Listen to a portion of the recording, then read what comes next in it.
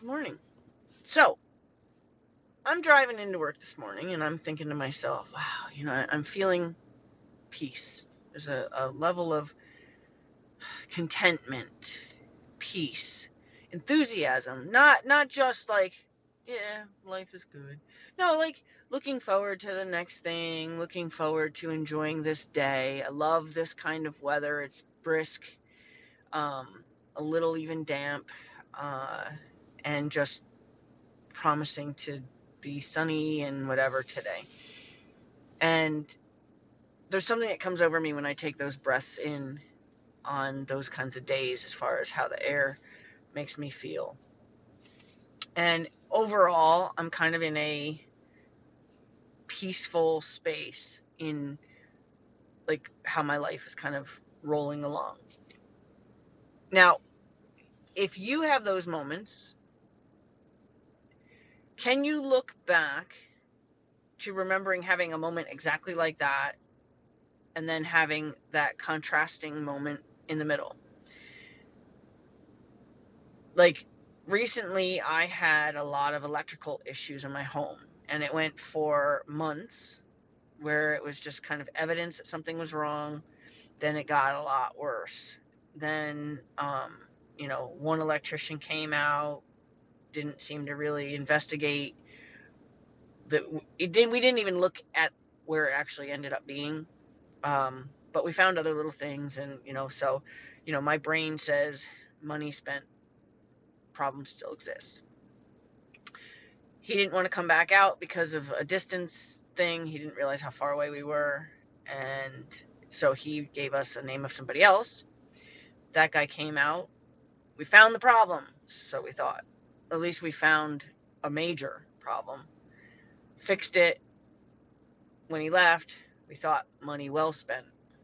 Again, it was money well spent, but like we're starting to, do a tally here, a running tally. He leaves no more than 2 hours later. I'm calling him to say, not it. Comes back. More money spent. Comes back again. I think this particular electrician came back 6 times till we figured out and fixed the problem, and then he came back one more time to do something that we had decided to do in our investigatory time. So a lot of money has been spent now. There was a period of time where this was stressful, where engaging with people who might leave me in a stressful space, I opted not to accept phone calls or return calls to people that I knew were going to help me stay in a bad space. To go from everything's great to that to everything's great again. Do you recognize when you make those shifts? Do you recognize? Because what I'm asking basically is because we can get trapped in that negative space and not find our way out to have a reflective moment to say, prior to that happening, things were awesome. That was tough. But since, things are awesome. Those dips. But if we don't allow ourselves to get caught in the downside of the dip and we can keep getting back out, it helps create that level of hope that we're going to have that same sensation of contentment and peace again. This is just something that we have to, I don't know, I think as my life has gone on, I've found it easier to have those bigger moments. When we were buying our farm, we were having, well, yeah, I mean, we were having contrasting experiences on the departure of the old farm and then the entrance of the new farm. We were having, problems with the mortgage company. We were having problems with the insurance company. We were having problems with, lack of organization and communication issues, and then heated things, things that didn't have to get to that point to where voices were more stern. Uh, and that was a stressful time. But the fact that it was stressful, it was like it was still a day by day. And I guess when you recognize that there's going to be that time when it's over, um, it helps me. I guess I always think to myself when I'm going through a stressful time, especially if I know something specific, like if I'm worried about a doctor's appointment or something, um, I'll say this time next week. So say my appointment's on a Tuesday and today is Wednesday. This time next week, I'll have seen the doctor and I'll have more answers. This time next week, it'll be behind me. And I started doing that when my mother was terminally ill, and we had a time frame, and it was probably one of the toughest isolating experiences I've ever had, where um, I sat a lot of time in just like a wing chair staring down at a 9-inch screen DVD player to just get through time. Or I wrote like 19 pages an hour. It was a very isolating period of time for me. And I remember using the time frame that we were given, which could have been extended beyond that, of course. And, fingers crossed it would be if there was a quality of life to support. But I remember saying this time, 6 months from now, this experience will be over. And I always made it very clear, and I know I put it in my writing too, is I'm not hoping that my mother will hurry up and die. I was hoping that what I was feeling, what I was experiencing, what I was going through was going to hurry up and be over. Like it would be past me. The feeling of being in a very intense isolation. I wasn't able to leave. She was bedridden. I wasn't able to leave. My father would come and relieve me every 2 weeks for a couple hours if the weather was, conducive to his travel. That was it. And then I used that time to go run errands, like go to the bank, go to the grocery store, so it wasn't like I even like just got to go to a park and just be like, you know, even doing laundry was something that I had to, go quick, come back, make sure everything. So it was a very isolating and oddly stressful period of time. But how I helped myself through that was recognizing that there's going to be a point when I can have this conversation and say, that's how I help myself through. And that since then, I helped myself through all kinds. So like when we were going through the mortgage problems, I helped myself through that by saying, this time, like we had a closing date, right? This time, whatever, if all goes well, right? We'll be planting my tree. And that would keep me like kind of dealing with the disorganized girl that I had to keep dealing with.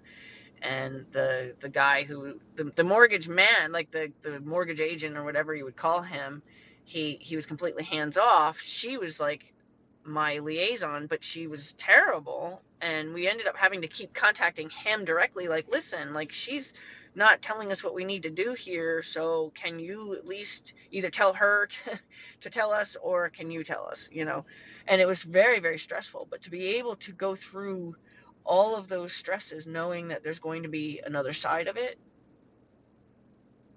it makes those other side of it moments like, yeah, I've been in my house now for, I think, 3 years. Yep, 3 years, September 11th. And I just recently renovated 2 more stalls.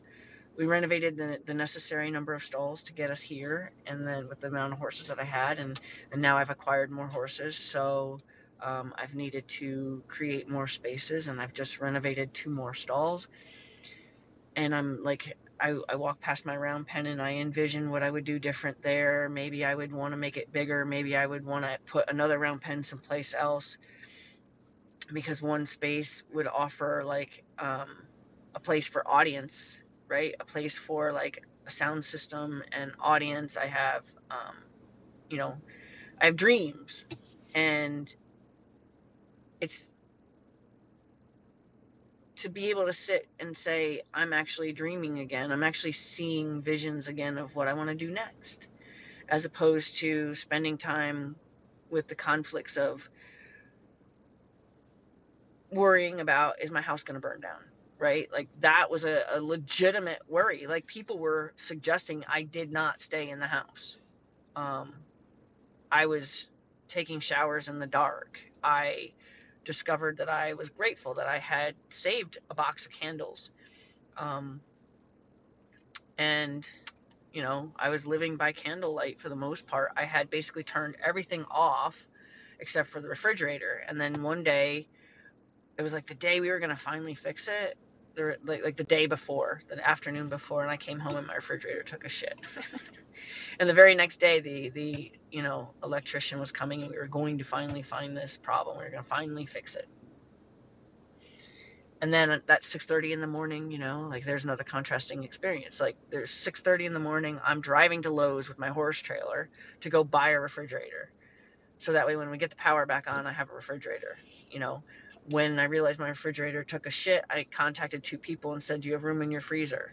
I have a refrigerator in my barn, but it's not a freezer refrigerator. It's just like one of those college dorm refrigerators. So I could put my refrigerated stuff in there, but I needed a place for my freezer stuff, and just handled that, and then we get the electric fixed and we turn everything back on, and I'm standing downstairs, and I'm like, you gotta be shitting me. I said probably something even worse than that, but my refrigerator kicked on. And now, ironically, my refrigerator reminds me of how glad I am that's over. Because my refrigerator is running. I even thought about that this morning. My refrigerator is running like it should be. It has a nice little hum to it, a little purr to it.